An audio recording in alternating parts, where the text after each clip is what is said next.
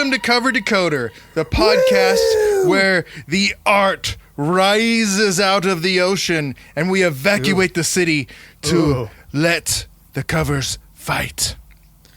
That's right. With me is Tapes, the VHS-fueled hulking mass, and out of the pistachio mist emerges the towering Bringineer, and I am Inks, and we are here in Kaijune to give you the Kaiju Cover Clash. Kaiju Cover Clash. That's right, fellas. So what we're going to do, how this is going to work, if you listen to our robot battle episode, it's going to be very similar. You have we're to listen to that. You got to listen to that. You got to listen to it. You got to look at the art. It'll get all your juices, get your movie monster madness juices flowing. And you're going to start taking trash cans from the neighbors and constructing your own armor in your garage. And I think your family life will be better for it.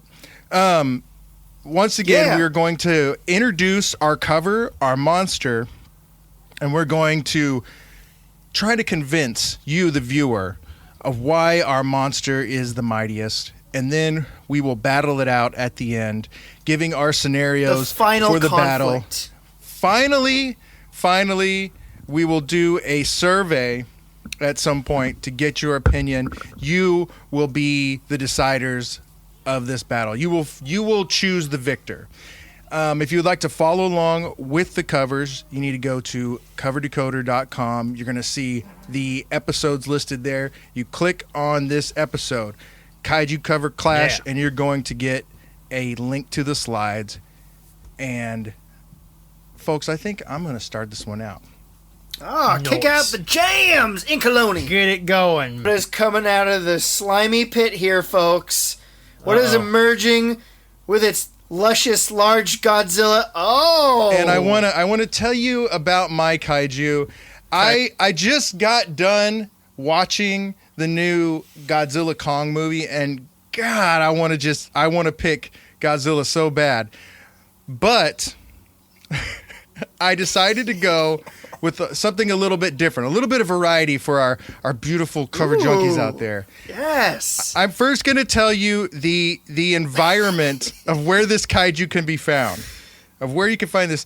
This is a mall that I used to live near. This is the Lakeside Mall. I didn't appreciate all this Austin art, this Austin, Texas flavor. Beautiful upside down That's castles. right. I never appreciated this because I was walking right underneath it, just like this lady is here, to the Neon the Kingdom.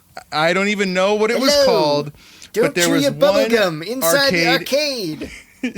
That's right. Don't touch my quarters. I need those for domination.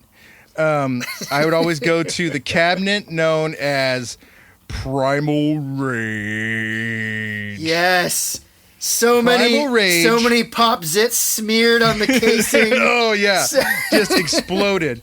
Primal Rage was a game that came out in 1994, and it basically has prehistoric kaiju. This is Inks looking at the each cover, other. on the cover. It is a fighting game where you don't play as a gi-wearing loser. You play as a hulking Tyrannosaurus. You play as a ape that has the kind of body that bodybuilders dream about. Yes. They look at this cover and they cry. This is the cover for the Sega Genesis, and it is featuring an uppercut move by one of the game's heroes known as Blizzard. He is... and yet they still have regular-ass names. This mighty monster. All right. So first of all, this is everything. We do a lot of nostalgia on this show. We really do. And this for me is like nostalgia central. It's beautiful. And well, I have to say real quick, I was thinking about that the other day. I was like, God, we always pick old shit. But every time I go looking for a cover of something new, it's digital. Not and it's as usually cool. just a clip. It's just a clip from the TV show or the game or whatever. You have to go back to get this artwork. Yeah. Sorry to interject, but I was just thinking about that. See, I never had any game systems. My parents were into them. Occasionally, like I think twice, we were allowed to rent from the video store a game system. Rent again? Yeah. And so I had to do the same. I would go through Hollywood Video. Remember those? And I would look through the video games because the video game boxes had amazing covers. Amazing. Always amazing covers. And so, Genesis boxes, SNES boxes, so freaking cool. They're always painted. They always looked amazing. This is no difference. Different here. What you have is a background, which honestly is pretty crappy for this particular thing. Someone just took a picture of some rock. They went outside. Oh, I need a good backdrop. I can't paint it. My wrist hurts. I got carpal tunnel. Tugging at stuff too much and too long over too many years, and my wrist hurts. Tugging to this guy's abs. I was in the blocked out section of the VHS store. So I'm just gonna go outside and take a picture of this rock. It's prehistoric. It's rock. So you have a photo. You're just mad because it's not brown. Yeah, it's not brown. It's gray. It would make it better if it was brown. You have a high contrast. Clearly, this is like Californian sun, like shining down this rock. And they took a picture of it, and that's the background. Visits California. Now, a rock is the shiniest. real treasure here is the foreground, which has this hulking blue ape. Now, folks, blue and brown, that is not a It's good. beautiful. That is not I a good. love that combo. That is not a good color I palette. love that combo. Brown. It is so good. Blue and brown is gross. It is gross. Wow, Brent, you're How putting dare down the you. brown. You have a blue ape with just the most insane, nearly insectoid. Like his abs, his chest looks like a crab. It looks like the bottom of a crab. It's chitness. It's chitinous. Chiseled. And Chiseled. This ape is just howling with rage. It's got red eyes. It's covered in brown chamber pot fur. And it's raising up a fist. Doing the dried uppercut. blood of his enemies. And of course, in great layout style, the arm is overlapping the Genesis portion of the box where it says Genesis. That's overlapping the awesome Primal Rage logo. Primal Rage. Which Primal looks like bloody gashes and flesh, while the Rage The logo is so is in good. flames. Rated teen. It's that cheesy good. Possibly the most important thing on here is that they have a little advertisement for Six Flags theme Flags. park. I know. I knew you were going to pick up on that. You get Six Flags. For y'all who don't know, Six Flags is a place where you would get really bad food, and then you'd spend money to get tickets to throw that food back up. Vomit it straight out. Yeah, and I didn't have a video game store either. My video game store was the pawn shop. Literally, we had a pawn shop that we'd go to, and we always had a game system and games that were like a generation too late. So while everyone was playing 64, we were still like getting Sega Genesis games as if they were new to us. You don't need anything else. No. Every you don't. Every system I've ever had has been like 10 years old. Like I've never been up. Like I'll be playing things that people have been telling me about for years to play, and then by the time I've caught up, they're on to the next generation of things. I like it. It works for me. Yeah, you peel that Tinkerbell sticker off the controller and you go. Okay? You get rid of Tinkerbell and Snoopy, and you clean it up with a little bit of rubbing alcohol, and it smells not as bad as it did before. Now, the next slide is the flyer for the game, to have the game in your arcade. This is even better, dude. Yeah, this is even better. Again, you've got Blizzard in his full uppercut the crap out of either Diablo or Sauron. Yeah, here, the Tyrannosaurus.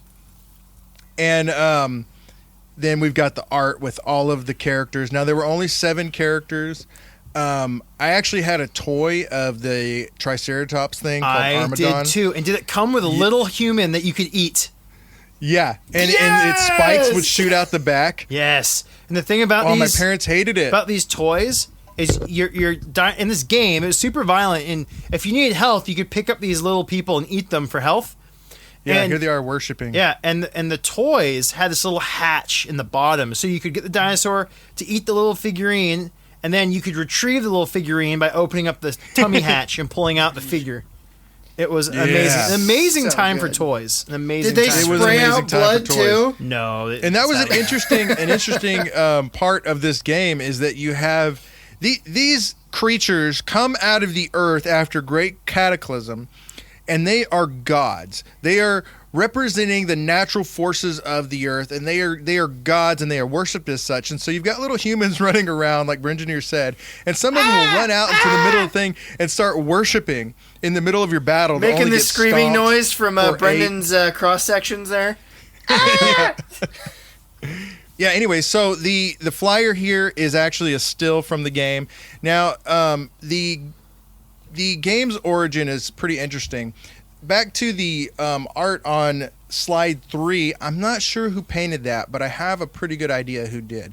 Because the game all started with the drawings of this artist on slide 5, artist Jason Long. Yeah. There he is looking super 90s, got his 90s hairdo. Yeah, dude. And I actually took these stills from a video that I've got linked later in one of the slides about the making of the game. It's only 10 minutes long, but it's awesome because it starts out with the drawings from Jason here. You see I've got Blizzard pulled up in one of his sketches, but you can see more of the early on sketches. And man, I love me some concept art. Concept art is always That's so good thing, to see dude. the mistakes. I've also got here the health bar that I just love from the game. That's like I think it's one of the coolest health bars. Yeah, that's actually like the organs. Go ahead and explain that. Oh, well, I mean, yeah, it's art in of itself. You know, normally you have like, you know, a character's little head or just like, you know, I will say that was another thing about games back in the days. You had health bars and people got really creative with the health bars. Brengineer talked about Heretic back in February. Again, that had like a chain that would move towards one end or the other. Really? But yeah, it was really cool. The Doom guy, his face would get more and more like messed up as he lost health. Yeah, this is like this awesome purpley sky, and there's a heart and a brain. And so the blood drains down the vessel of the heart until your heart explodes. Yeah, so it explodes, and there's like a big splat, and then you get to do one of the awesome fatalities. So but again, violent. Jason Long, he did the art for this, so I'm guessing he probably painted that Blizzard uppercut. But then his drawings went to Dan Platt, who then molded the creatures out. Now this to me is it's kind of cool because usually there's one artist, but this is a 2-artist thing because they had Dan Platt model these characters, and then they took like a metal skeleton and they poured latex over it and airbrushed these creatures based on his drawings so that they could then do stop motion. Yep. Yeah. They filmed these creatures in stop motion so that the gameplay actually looked like stop motion. And this is how they did a lot of those games back then. Like, if you play any of those original Mortal Kombat games, literally what they did is they just took actors dressed up, filmed them doing different moves, and then basically what you're doing is you're playing a stop motion character. They took select frames from those little movies to make the characters. And Jason Long, he specifically says in the little featurette that they were going for a Ray Harryhausen feel. So this is hot on the heels of Jurassic Park, but CGI wasn't a thing. And I don't know, I really love the stop motion feel of this game. It really gives the characters a, I don't know, something nostalgic, something real. I've got a little GIF here of Blizzard. It's not moving for some reason. I love that. Yeah. I love that his name is Sauron. That's just like, dude, it's so like, yeah. And here they are facing off. I don't know why the GIF's not moving. Maybe I'll mess with that later. But again, when you play the video, you can see like the stop motiony effects going, and it's a cool feel. And here they are in Blizzard's domain. And in the featurette, Jason again says like they had done something with these stop motion characters that had never been done before, and he may not know about this other game that I'm gonna briefly touch on, but that's not totally true. Back in 1992, there was a Japanese game called Dino Rex, where the same idea was done. And it's fighting dinosaurs. They're stop motion. And the idea is that deep in the Amazon, there's a tribe of humans who have dinosaurs, and they cause them to fight. And during the gameplay, you have these little trainers with whips and headdresses whipping along next to the dinosaurs and getting them to go. But it's very similar to the people running around during Primal Rage. So I don't know if they got some inspiration from that game, but if you look at the two of them side by side, the gameplay, it's pretty similar, though Primal Rage is much better. And then finally, I have a GIF down here. It's not running, but it is a GIF of Chaos's fatality. And Chaos is basically like the same model as Blizzard, but he's like this putrid pink. Yeah, and his attacks, instead of freeze breath and ice pillars coming out of the ground, his attacks are like farts and vomits, and his fatality is to pee on the fallen character and leave them as a pile of bones, as his acidic pee melts them away. Wow. And so that was very controversial. It caused Best Buy to pull their games from the shelf until Midway and Atari, who made this game, said, hold on, that has a rated T on there. You shouldn't have bought that for your kid, lady. So sorry, Karen. They're going back on the shelf because Inks needs to see exploding hearts and dinosaurs. That's right. Fighting it out. So that is my kaiju choice. Now, which I one? Would love to pick. Which one is going into battle? It's got to be Blizzard. I would love to pick any one of these creatures. Probably my main man would be like Armadon or Talon, but I'm gonna go with Blizzard because he is on the cover. This is a cover battle, and our kaiju are gaining their powers from the cover. And as you can see, his full abs, his great physique, his muscles are in full force as he's doing the uppercut to your puny kaiju. Arnold would absolutely play him in the movie, in the film. Oh yeah, easily. They put the blue. He does paint blue him face. Blue. Yeah, they wouldn't have to do anything to his mouth. Well, it's interesting because Blizzard here, they got a lot of brown on him, but he's got like a little bit of brown, but he's mostly white. And the white and the blue looks really good together on the game. All right. So, that is my entry. It is the gigantic Blizzard with full ice powers. All right, folks. Well, our first contestant has entered the ring. I think it's time to bring in our next entry. So, I want you to think of a crab lumbering across the forest floor. Its powerful claws are aimed skyward, and it thinks itself the superior armored king of the forest floor. That is until it stumbles upon a colony of warrior ants. Swarming over the towering beast, the once proud crustacean can do nothing but flail as it falls to the tearing tiny jaws of the insect host. Because sometimes, folks, size counts for nothing. And that is why, folks, we are going to be talking about my contestant for the kaiju battle, the alien queen. Oh, good choice. The queen. And come on in. Oh, she's got that shield head. This art. Take a look at her. Oh, this artist. Take a look. This art folks. and this artist. I'm in love with this guy. Oh, he's so good. So, what we have here, I spent a lot of time sort of thinking about different giant creatures, and I couldn't think of anything more deadly than something that is just a mindless killing machine that spawns its own host just perpetually. And all it needs is something else to infect it. And what better than the alien queen, folks? I went a different route. I was looking at the film posters, but then I got this awesome blast from the past, and I remembered there are so many amazing... The Alien universe is huge. If you folks just know the movies... And it's so good. It's so good. It's one of my favorite universes. Comics. It's so good. It's got the Predators. Everything. Games. Ooh, baby. Yes. Talk about arcade cabinets. Yes. Oh, the absolutely. best arcade cabinets. Baby. So many great games. Dude, so many good toys. Yeah, so why don't we kick things off with this first panel here? Brengineer, why don't you take the first panel? Oh, boy. Okay. So, what you have here, first page, is like, I think, one of the most famous images of the Alien Queen.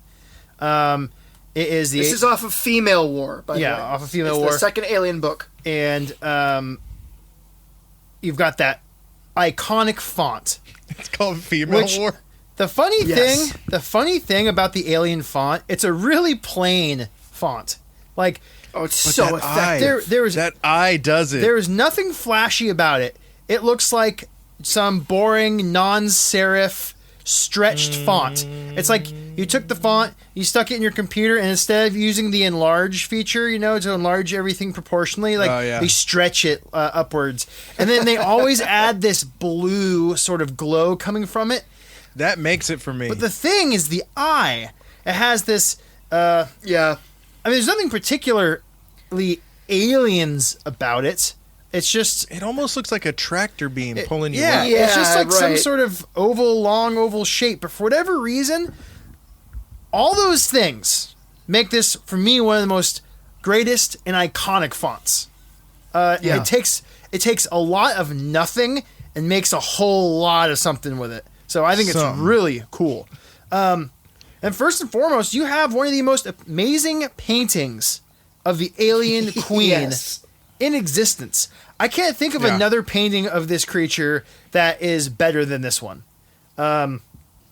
Everything about it. I mean, it's standing amidst flame. It is screaming. The Alien Queen does not like fire, which is why it's going down. And, I mean, what's more to say? It's textural. Double mouth. It's detailed. It's got the double mouth. Its fingers are just in these crazy hooked claw things. Yeah. I mean, it's incredible. And then you have another excellent depiction of the Queen on the second picture here, looking over its clutch of eggs, and it's on its disgusting sack. Yes, sack. And its egg harness thing that suspends it. A good image, but not nearly as dynamic as the Female War cover.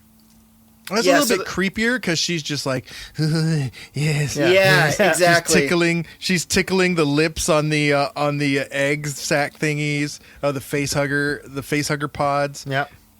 The thing I like about the second panel, so this is a panel from Tribes, which was another book with a bunch of full art inside of it, is that this panel gives a little bit more of her size, the scope of how big she actually is. Yeah. Whereas the fire one is great because she's looming through it, but it doesn't quite give you just how big she actually is. So, real quick, folks, if you're not familiar, the aliens are... The xenomorphs are basically a hive mind. They act a lot like ants. They're basically brainless. They follow the queen, and the queen is usually inside a large lair, sometimes really deep underneath the earth.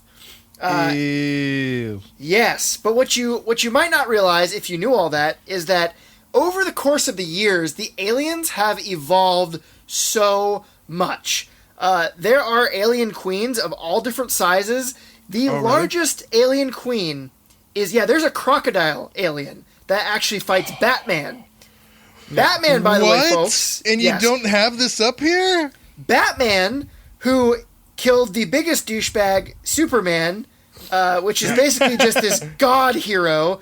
Batman gets killed by an alien. It bursts out of his chest. Yep. Okay? Oh. So, there's one for you.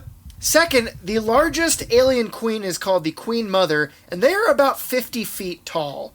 So that is an alien queen the size of the Iron Giant, folks. Aliens' acid blood is extremely corrosive. It can melt through several decks of a metal ship. They have a very sharp bladed tail, which they can also swim with. On top of that, they can actually... There are different types of aliens. Some can project their acid vomit, and some will actually explode.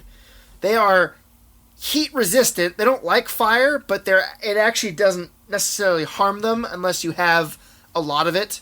Yep. Bullets. I mean, I don't like tofu, but a lot of it will harm me. But I can take a little bit. I can take a little bit of tofu. Bit before I start. But if I get too much, out. then I start to get the fingers like the queen in that one panel. Yes.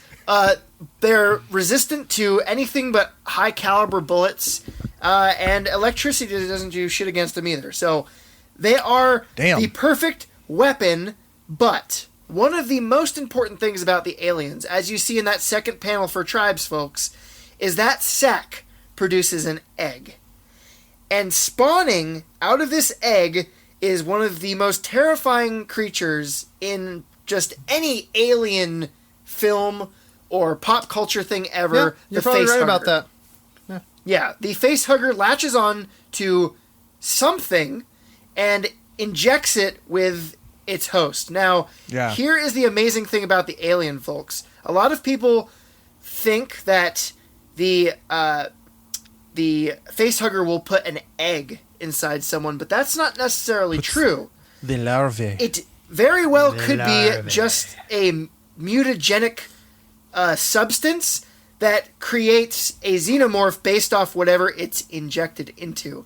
That is why over the course of the alien universe, you have alien dogs, you have predaliens, crocodile aliens, anything rhinos that this thing can be injected into will hatch an alien. There was a toy line, right? There was a toy line where toy line, and kangaroos. There was not a kangaroo alien. There should be. Alien. I want to see it. The concept of this toy line alien? came from Alien 3, where a dog becomes impregnated with an alien. Yep. And the alien bursts through the dog with all the sort of appendage and body shape of that animal. And so clearly the toy line was like, okay, well, let's take this idea and run with it.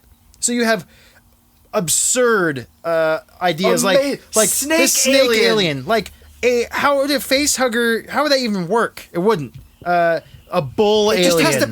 It just has to go in a hole, dude. A gorilla alien. What else was there? If you're taking a shit and it comes out of your toilet, you're getting an alien. You're getting an alien. There's nothing you can do about it. I look. Universal can have this one for free, but here's my idea for a movie. I want this so bad. I want the alien ship full of facehuggers to slam right on Isla Nublar, the middle of Jurassic Park, and starts. I want this so bad. Universal, you can have that one for free. Make it happen. And look at this. Look, I'm just gonna pull this up real quick. Someone did a T-Rex xenomorph. I put it on slide 4 here. This is a fan art done by Nebizol on DeviantArt. Why did I was able to look it up so quickly? Because I had it on lock. Oh my god! Look at this. Universal, make this happen. I want T-Rex fighting a xenomorph Rex. Xenomorph Triceratops, xenomorph Velociraptor, xenomorph Velociraptor. Velociraptor, yeah, dude. You guys are wasting an incredible property. So let's go down to our final slide here, folks, because I really want to talk about the gentleman who crafted these amazing covers. But we have one more, and this cover is really important. Look at this happy boy. Yeah, we'll talk about him. He's happy because he knows he's the best at painting anything alien, anything Star Wars, anything at all. Love doing creatures. The dude's amazing. Inks, give me money to make monsters. Describe this final panel here before we talk about our Xeno Man here. All right, this final panel has has the checkers version of aliens, because you've got the black aliens versus the red aliens. So black on the left, red on the right. I don't know all of the xenomorph lore, but this looks like warring colony, like ants war against each other. Correct. We've got warring colonies of different types of xenomorphs. Plus, if you need to make a video game, in order to make more characters, you just change their color. That's right. And then Player right 2. in between this faction, right in the middle, is, I think, the queen. Oh, yeah. Is those wings, or is that her suspension Those are her, cables? Arms / weird attachments that she has to support her they're almost weight. like spider webs, and she's atop this gooey fluid-filled sack that's just ready to rupture and overtake these warring siblings. And of course, up top we've got the aliens font with genocide. Now, the aliens font in this case, I feel, isn't as effective because it doesn't have the glow. It doesn't have the glow, so the weird eye just looks like a diamond. Yeah, it needs that glow. We gotta have. Yep. I got a fever, and the only prescription is more airbrush, baby. That's right. And this is for Aliens Genocide. It's never a good prescription. Looks awesome. Is this a book or is this a graphic novel? Graphic novel. Yes. Oh, this one is for a graphic novel. I'm looking for this tonight. Yeah.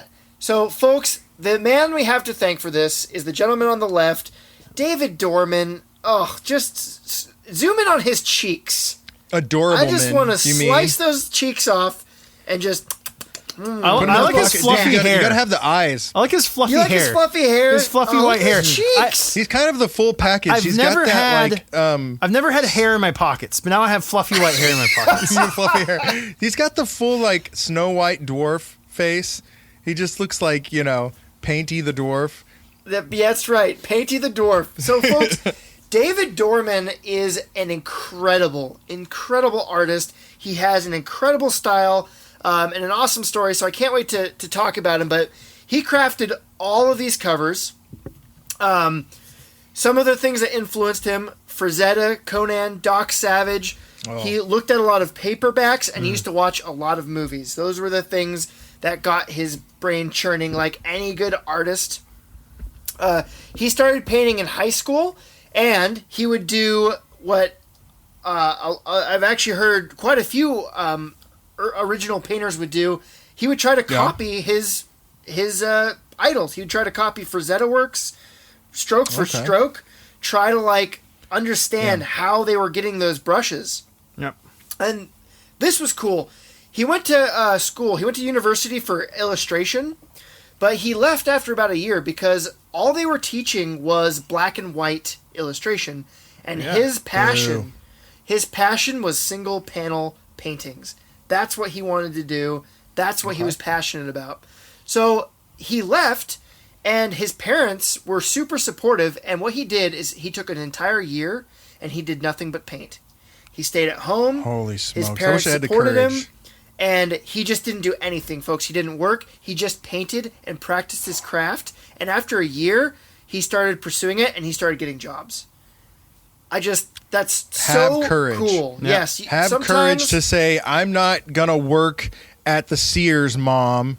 I'm not going to dip corn dogs. Home. I'm painting. But remember, and if your parents say yes, just thank the hell out of them. Yeah, courage is half the battle. The next thing, when you're stuck at home and you're doing nothing but painting, you have to then follow through, masturbate, not get bored, not say, I'm going to take a break for a while. Tool. No, you've got to stay dedicated to what you're doing. Every day. Stick to it every single day. See, I'm going to paint every primary color version of Aliens by Christmas. Copy Dave stroke for stroke, and you're going to be good. So, that's what he did. And he started getting work, and when he hit it big, he did a heavy metal cover in 1983, followed by a Savage Sword of Conan cover after that, and then that just kind of started snowballing his career. When he really started getting steady work, he worked for Dark Horse, and he was really big into Dark Horse. Yeah. He is one of the Dark Horse idols. He did tons of work for Star Wars. And real quick, I will tell you, there was no artist who does better Star Wars work. He has done some of the absolute most famous Star Correct. Wars pieces of all time. I would even say his Star Wars art is more renowned than the guy who did the initial Star Wars A New Hope pre-production art. Yeah, I would agree. In fact, his original art is still hanging up in the Lucas headquarters. Yeah. Which now that it's Disney, I don't know if it exists, but you know what? It's still there, and it's what he's known for. People know him from Star Wars, but I know him, folks, from Alien, because I love Alien. And the other thing that he is super famous for is his incredible artwork for the Alien novels. Now, folks, if you haven't read them, these are not just pastiche novels. They are legit novels in the Alien universe. They expand the lore. They are dark. They are bloody. They are funny. They are just these amazing, awesome books. One of the and best, they have great art. One of the best graphic novel series of all times. I gotta check it out. If you scroll down, I added an image from my childhood. There was a illustrated novelization of a book called Alien Tribes, which was written by sorry, bear with me a second. Steve Bissett and David Dorman did the art. And in this image here, that's what, folks, panel 2 on slide 2, that's from Tribes as well. Yeah.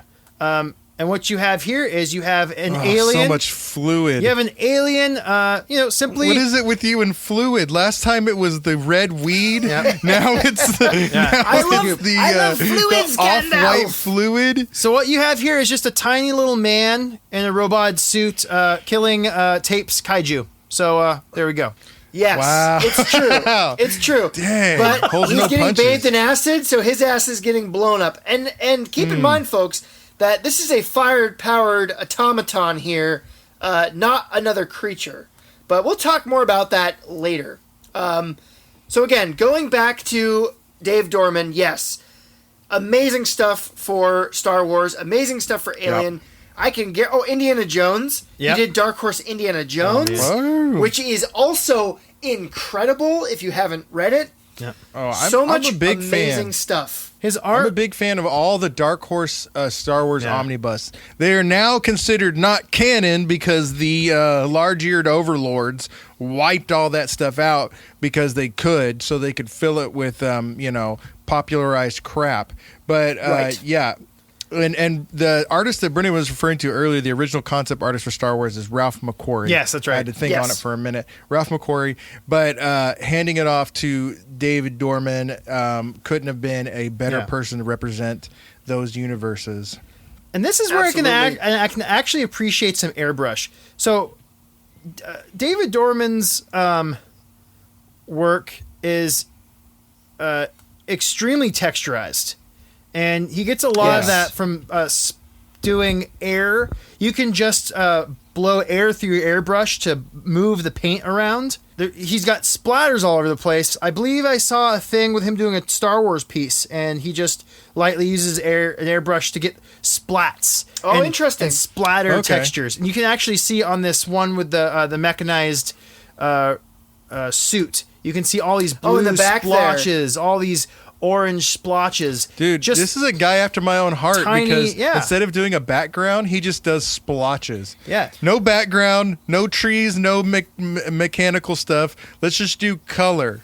Yeah. Well, in this case, so folks, it works. that may be true, but I actually so I put it on the slides. You'll see there's a link to YouTube. There is an awesome interview. Dave is such a nice dude.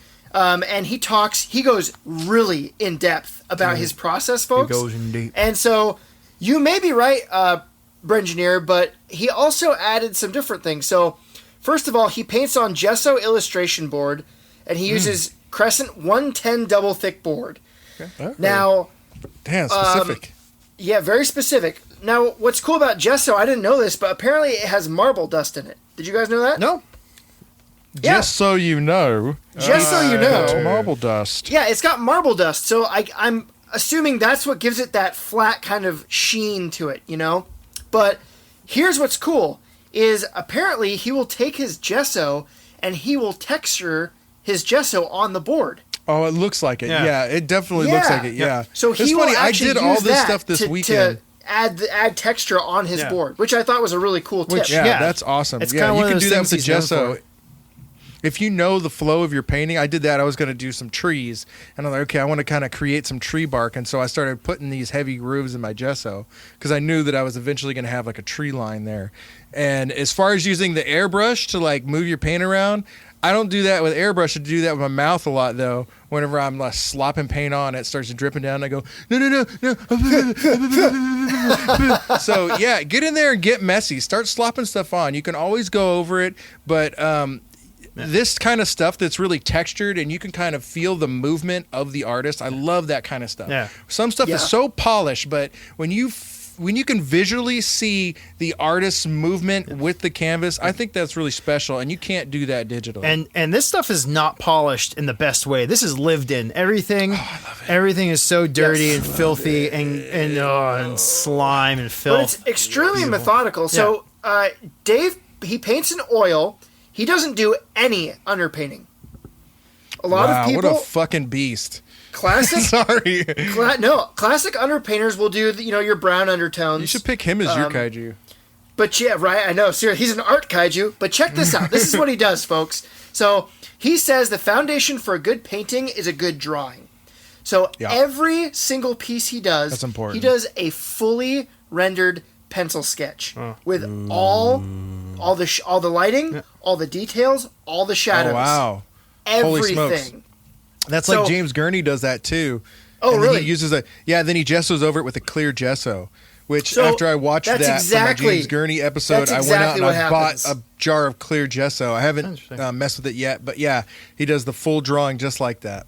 But check this out. This is what's really cool. So what he does, he originally just used to sketch on the canvas, but now he'll take a piece of vellum paper and he'll do 4 sheets. The first sheet is just circles and blobs, and then he'll layer the vellum sheets over that, slowly adding details until he gets to his final vellum sheet, which is then his final piece.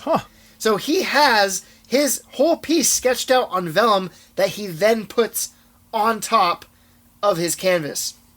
The other thing he'll do is, now because he does have the digital age available to him, he'll scan in his piece and he'll just use it to tweak things. So if a head angle isn't right, he'll tweak that.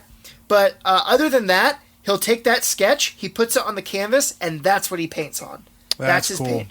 There's no underpainting. It's just a completely done sketch, which I thought was that's magnificent. Cool. A couple of his techniques, which I don't really know a whole lot about, but they sounded fascinating. He uses turpentine on his brush. And that allows him to use his oils like watercolor. Stanky. Yeah. But I guess what it does is it allows you to push the pigment of the oils around. So you're able to sort of use them like watercolors. It's good for filling spaces. Definitely looks like he does that on his backgrounds for sure. Yeah, well, and then I guess the other thing he does, folks, if you're an oil painter, he uses liquid, which I guess loosens the paint and helps the oil dry. And then he has a bunch of just regular lamps, and he'll just set that sucker under lamps, and I guess it'll dry like in an hour. Oh, nice. Really? So, because that's the complaint about oils, that it takes forever to dry. Yeah. But it also allows you to do these awesome blends. That's one of the things that's kept me away from it. Right, and that's what's really cool. So just some of those techniques that, I think that's the thing about oil painting is I think it's a little more diverse. I think you can do a little more with it if you have the right stuff. I think it's more fluid in the moment. Yeah, for sure. Because think about it. You can go, if you want, you can go chalky, or you can add different liquids to it to completely change the way it moves. Well, I showed you that picture of me painting the Moondog cover, and I had 2 paintbrushes in my mouth and one in my hand, and that was because acrylic dries so fast that I had to sit there and move from hand to hand while the stuff was drying. Sometimes I'm like, I want to just try out oil once to see how it feels to have that diversity and that ability to hang back a little bit and make better decisions. That's funny. I don't really have issues with my paint drying too fast because I paint with so much water in my paints. Well, y'all should check out Brendan's Brengineer's Yes, paintings on Brendan Elliott at Instagram. They're incredible. They look like something straight off of a paperback. But I've watched the man do it, and he uses at least a gallon of water to mix his mix. I've never heard of someone using water in acrylics, to be honest. To thin it out? Oh, yeah. Yeah. I didn't know I use a lot of water. Sometimes my backdrops are just Captain straight up Dab. watercolor stuff. Splotching So chin. my final note from Dave Dorman here, folks. I mean, if you can't tell already, just an awesome guy, an incredible artist. But this is basically what he said about digital art, because he was asked, "How do you feel about digital art?" And he said similar thing to what we say. Digital is just a tool to transfer an image from your head onto page. But he said his problem with digital art is that the shortcuts that are being made are turning into people what he calls art technicians. Where that's so good. Yep. Yeah. Where you're not actually crafting art, you're using tools, you're using a program to just basically create a schematic that people are going to like. And he says it's creating a art numbness for people, because they're not seeing all the aspects of the art. They're not seeing nailed it. All the various aspects of lighting, of composition. They're not seeing these things from actual paintings, and they're just scrolling through and seeing these artificially crafted pieces. So I just thought that was a really well said argument for digital. So anyway, call folks, them human printers. Yeah. That is Dave Dorman, the creator of this horrifying hive mind creature that is absolutely going to kick your ass. So which cover are you putting into battle here? The one engulfed in flame, or the one tickling her his eggs, or the one getting shot through the head and killed by a man in the suit? We're going to go ahead and do number 3, genocide, folks. Okay. We're going to have a large brood with a pissed off queen waiting to exterminate life as we know it. Gosh, she's got sticky shit coming off of her. She looks like mucus, she just walked through a movie theater. Yes. Speaking of mucus, I believe it's time to reveal our final kaiju. All right. The final kaiju.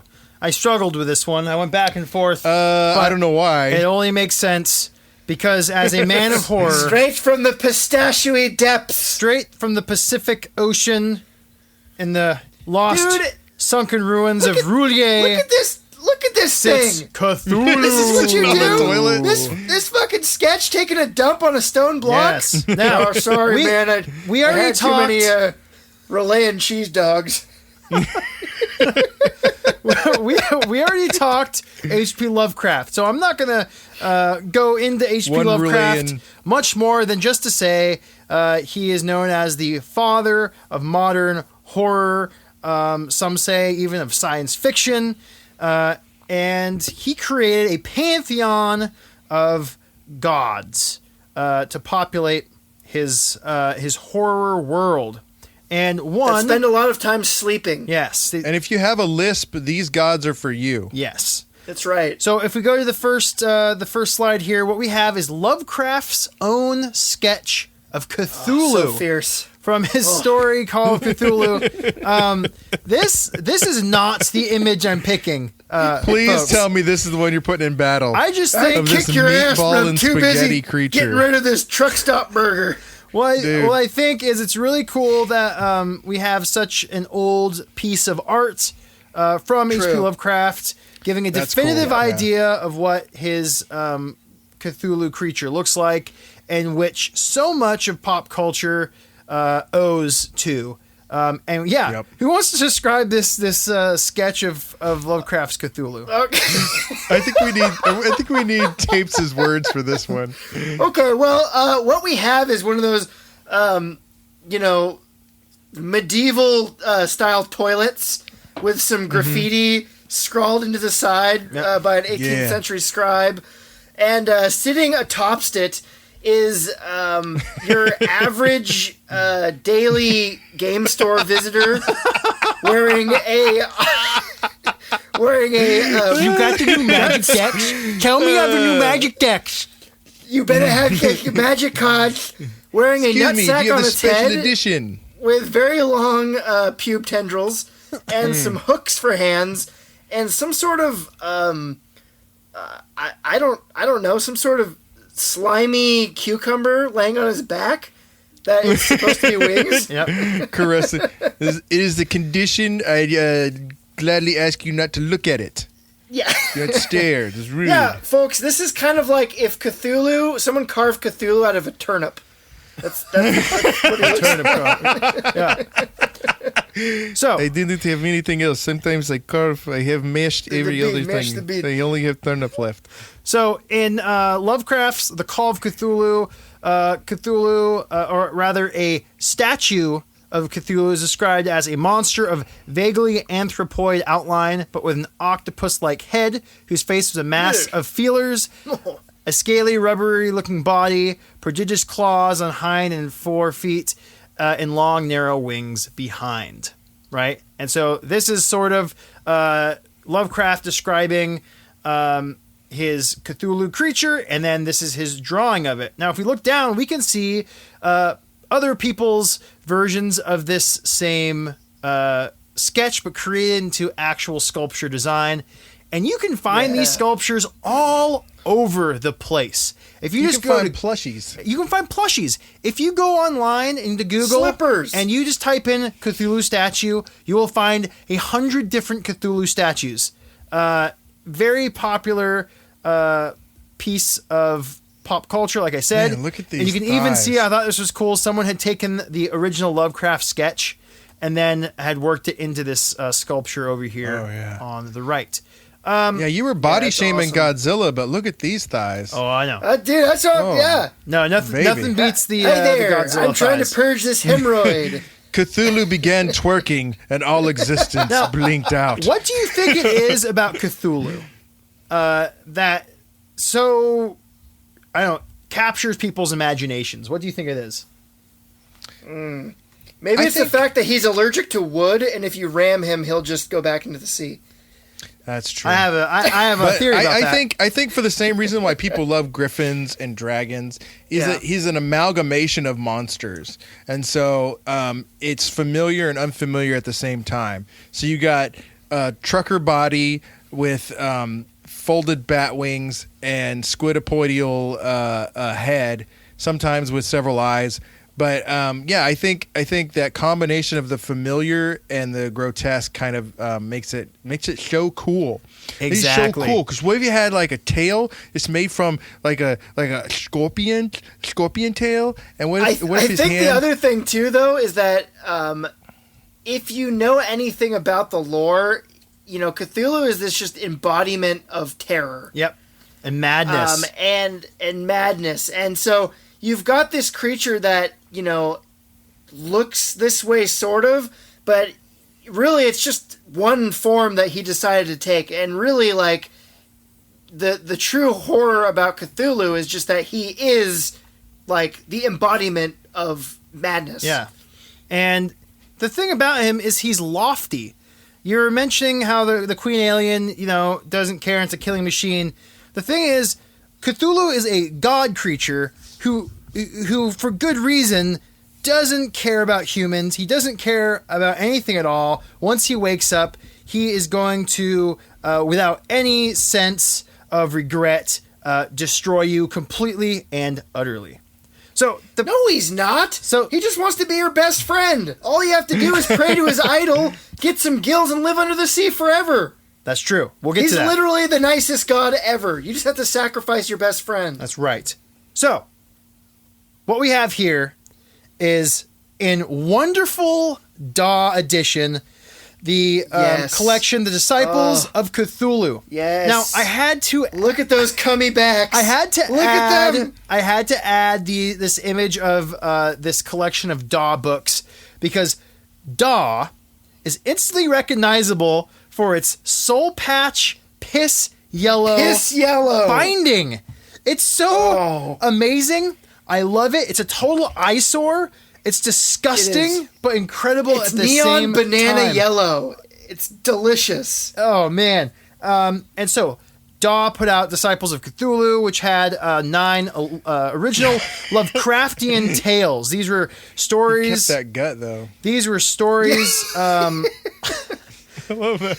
These were stories inspired by Lovecraft, written by Fritz Lieber, Brian Lumley, Ramsey Campbell, and a bunch of other famous and well-known horror and sci-fi authors. Now, who wants to describe this image here? I got a better picture of it down below. All right, Inks, you do this one. You do the birthing of Cthulhu. Okay, so in this cover, 9 months of terror. Cthulhu has kept his shapely body. Has kept or his or her. I don't think Cthulhu has a gender. No. But what Cthulhu has is a full-figured body. Complete with the knee rolls and rumples. Yeah, as got the rumples. It is and tendricles. The strongest rock known to the earth to hold up its massive girth as it is wrapping its tentacled fingers around the rock. I'm counting 6 fingers on the hands and toes. It's got these crustacean, these barnacles going up the shoulders.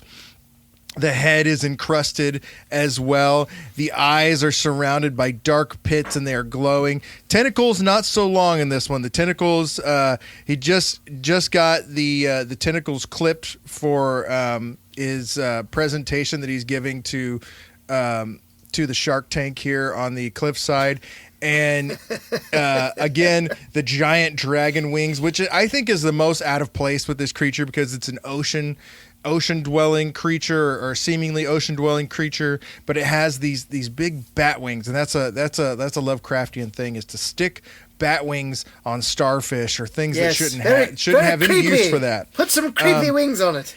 And what I really love about this cover is the high contrast. We got the greens.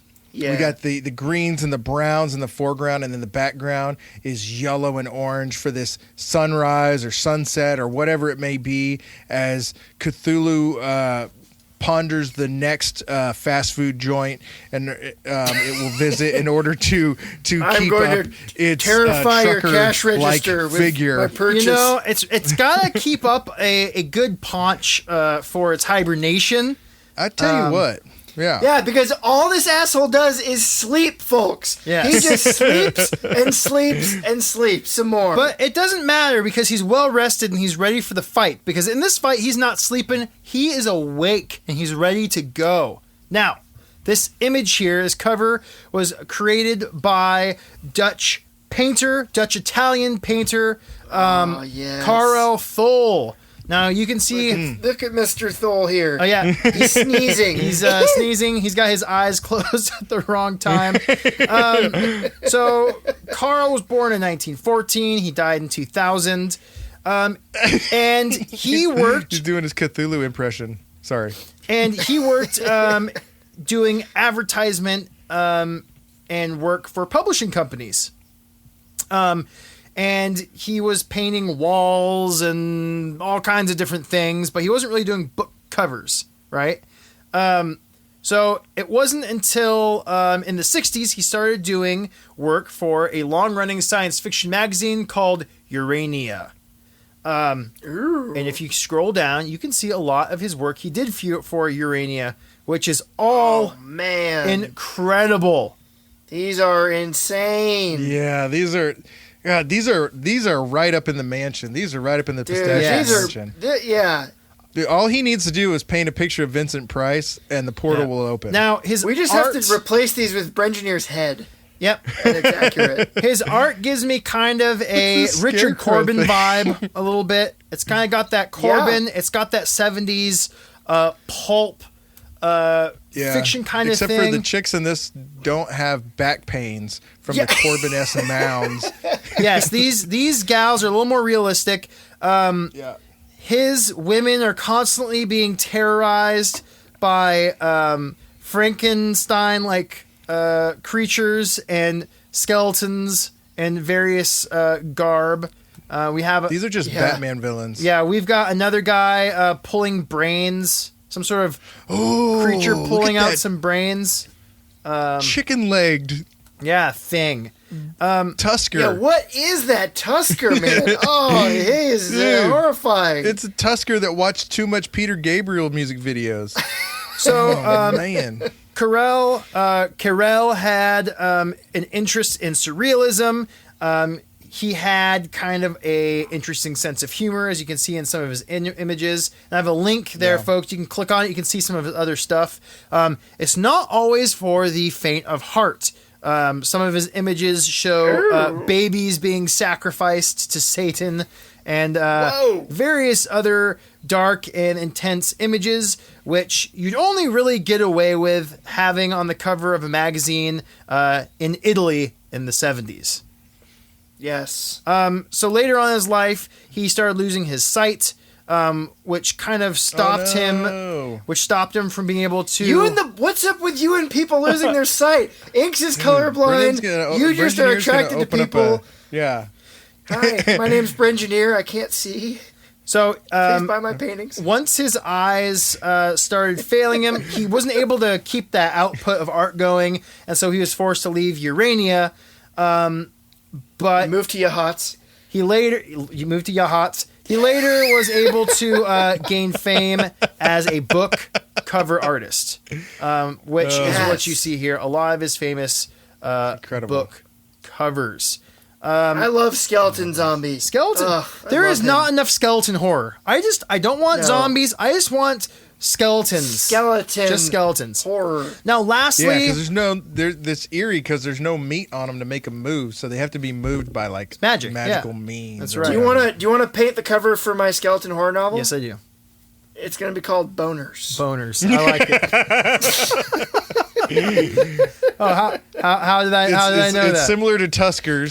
But there's bones. I'm on that Tuskers ride still. Now, last but not least, I have to show, just so you get an idea of Cthulhu's vast size, Bob Egerton, who I love, who we'll get to. Oh, man. Oh, Bob. Did a cover for Famous Monsters magazine, and it is of Cthulhu himself facing off against Godzilla. Extremely it's so awesome. Epic image, and I think this is one of the better. Bob Egerton does the best paintings of Cthulhu. He has done many Cthulhu paintings. Look at the Klaus. I think his version is the best. You have a full-on tentacle-headed Cthulhu with huge wings that can actually support his gigantic fat body. And he looks terrifying. Like, you don't want to see what's underneath those tentacles. A little bit. He's kind of I think laying Godzilla's back about for to Godzilla. I was about to say Godzilla's about to rail him in the face with some fire before they embrace in a passionate kiss. Because he's just he's rearing up out of the water. As you can see, Cthulhu's temple pieces are up. He's only just gotten up. Cthulhu's gonna lay back and lift up one leg as Godzilla embraces Cthulhu in a passionate kiss. It could be. And the water starts to bubble and churn with the same stuff that's coming out of Tapes' alien creature. So the thing about Cthulhu is just the boss in a worldwide conspiracy. See, he has followers all around the world, and in this modern age of religious freedoms, you could totally have a cult of Cthulhu and not really have anyone bat an eye. At this point, Cthulhu's cult would be widespread. You'd have many people in various positions of government supporting Cthulhu. So not only when he arises to face off against the aliens who have absolutely no one wants to be on their side, or against a small blue primate with chamber pot brown fur. It's just going to be seen as a ravaging monster. Size is not always meta. Except that not to mention all the deep ones. A shiny blue pendant, and he goes away. Just put one on the rocks, and he disappears. No, you have to know about that. You have to know about that. And this is between monsters, anyways. Aliens wouldn't know anything about pendants. A blue ape wouldn't know anything about pendants. Are you about to kick off the battle here? No. We can't wait. I will just Do I need say. to roll the trailer so that you can continue? I will simply say, dear listeners, when it comes time for the vote, keep that in mind. Begin with the trailers. Wow. Yeah, I'm Bringineer, and I approve this message. All right, folks. You've heard the monsters. Hopefully, you've seen the covers. You've mentally smelled the juices. You can literally smell Cthulhu from miles away. Now it is time to hear the battle. This summer, copious amounts of butt sweat and climbing utility bills are no longer man's greatest threat. This summer, cower in the shadows as massive monsters melee over marvelous man-made monuments in the colossal Kaijune Comer Clash. All right, Inks, you start us off with the slugfest. Okay, so, all right, a ship slams into Earth, containing a dangerous cargo. A cargo that could overrun the planet. It is full of these xenomorph aliens and facehuggers. They burst forth and begin taking over the life forms on the planet. But this awakens a primal force, a primal rage, and a creature whose elemental power is tied to the planet. It is the great blizzard kaiju, the ape with full-on white mohawk, and it starts crushing and stamping out the alien pods and facehuggers before they can spread too far, and then it grabs the ship containing the mother alien and encases it in ice, only to throw it into the orbit of the sun, where it is melted and can no longer harm humanity. But all this commotion has awoken a bubbling, churning force from the sea. Cthulhu has awoken and arisen from his slumber due to all the commotion and the unbalance on the earth. But Blizzard, being a god in his own right, knows exact symbols to start carving on the rock to put Cthulhu back to bed. And if that wasn't enough to bring him back to a slumber, Cthulhu is encased in ice brought on by Blizzard's mighty ice breath, and is gently lulled back into the ocean, encased in an iceberg, wrapped in the proper symbols to keep Cthulhu at bay for another million years. Ooh, that is how this battle goes, my friends. The defender of man and sometimes eater of man, Blizzard, is going to save us. One cruel god defeated for another cruel god to take its place. All right, Brengineer, take us away. The ocean churns, and the time is nigh. Already the deep ones have gathered in mass and are taking over man's shores in mass waves of amphibian terror. Meanwhile, hearing the commotion, atop a mountain, a blue ape with shit-brown fur has awoken. He charges down the mountain to see what is going on. Meanwhile, up in space, an asteroid is hurling towards Earth. It crashes down, but with all the turmoil, no one seems to notice that from the ruins of this asteroid come wave upon wave of alien invaders.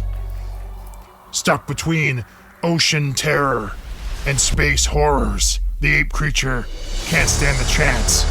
It fights the aliens, but their acid blood throws him for a loop. Before he can do anything, he is melted and torn apart by alien and sea-dwelling monster alike. Cthulhu has awoken, and he stomps towards the shore. Spreading its massive wings, it flies aloft and watches the ensuing battle from above as Alien and Deep One battle it out for dominion over Earth. Yet it's clear who wins.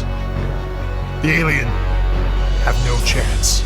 The Deep Ones, in such a mass, overtake them, and Cthulhu, flying down, crushes the queen under his giant foot. Cthulhu roars and is taken over. It has won. Thank you, Howard Cosell. Oh no, too bad. The alien has now been crushed by the massive foot of the Cthulhu monster. It is the end of the world. The signs are right. The time is nigh. Humanity has no idea what the hell is going on. There are floods. There are blizzards. There are strange guild men walking around. This strange cult has seemed to take over the earth, while another cult seems to be worshiping this strange ape god, and it's only a matter of time when this nexus finally meets, folks. Cthulhu rises from the depths after the final chant, but there to meet him is Blizzard, the ape god. Cthulhu roars his horrendous fishy breath into Blizzard's face, but it does nothing but enrage the monkey as he throws his own feces into the face of the ancient god. The two tackle each other to the ground, rolling and scraping. Blizzard, much smaller, is able to claw and bite his way around Cthulhu. Meanwhile, on the floor, the resonance from these thumps have stirred up something underneath the ground. Not one, but two hives of aliens now swarm to the surface, both their brood and an army of face huggers. They swarm through the mass of Deep Ones and humans alike, cutting them down with their razor-sharp tails and latching onto them, birthing even more horrible xenomorph monstrosities. Meanwhile, unbeknownst to the two gods battling each other, finally, Cthulhu is knocked back into the sea, but sadly for Blizzard, it's in his own turf. He grabs the ape, who is probably only a quarter of his size, and submerges his head underwater, drowning him in the briny depths. Tired from his battle, Cthulhu walks back to claim his rightful throne, only to see that it is absolute chaos. His worshippers have been decimated, and a horde of aliens now rise to meet him. Two queens appear. Cthulhu grabs one and crushes it in its hand. The other makes a valiant attempt to slash and cut and bite Cthulhu, but he's just too large. Ripping the alien queen apart, he has decimated the two tribes. Unfortunately for Cthulhu, he's right in the center of their horde, and they swarm on top of him, cutting and biting, little tiny fingers crawling all over the creature. He screams and flails, rolling around, crushing them. And finally, it is done. All of the xenomorphs are dead. All of the worshippers are dead. Cthulhu slowly walks back into the ocean. The remnants of humanity come back, baffled at what has transpired. A month later, a gigantic anthropomorphic body washes up on shore. Its skin bubbles, and all of a sudden, gigantic Cthulhu xenomorphs pop out of the bloated corpse that was once Cthulhu. The aliens have won. And that, folks, is why the aliens win. But now it's time for you to tell us why. That's right. As Tape said, you need to go to Instagram. The day that we post this episode, that night, I'm going to post a poll. It's going to have 3 questions. Blizzard, aliens, or Cthulhu, who would win in this giant monster battle? That winner, chosen by you folks, will then take on the robot. Acid blood. At this point, we're not sure which robot won the battle. This just in, breaking news, folks. Mechagodzilla is the victor in the robot clash. But you will decide the winner of the robot fight and now the kaiju fight. And then they will go head to head in a final battle on Patreon. Patreon exclusive. I'm sorry if you're not on Patreon, but I tell you what, it's $2. You can't even buy the chalk you need to summon Cthulhu with $2. Okay? It's true. But you can summon up Cthulhu doesn't the accept greatest Dollar Tree Patreon chalk. that talks about cover art and giant monsters on the planet to hear the final battle and probably look at some more covers related to the finalists. So, yes, please go on to our website, coverdecoder.com. Look at the slides. Please go to our Instagram at coverdecoder. If you don't have Instagram, you can send us your choice for the victor at our Gmail. That is coverdecoder@gmail.com. See how we did that? See how I made it easy for you? And to find us on Patreon, just search Cover Decoder. That's where you can find us. We even have a Facebook that is mostly an auxiliary to our Instagram, but we would love to see you there as well. Yes. That's right. As always, friends, thank you so much for joining us as we dive into these covers and have a lot of fun whilst doing so. And as was previously stated, we're on Facebook, we're on Instagram, we're on Gmail, we're on Patreon. Join us on Patreon. Join the cult. Just do it. Give in. We know you want to. Yes. Give in. All right, my friends. When it's a battle between ape, alien, or Cthulhu, you know who wins. The ape god.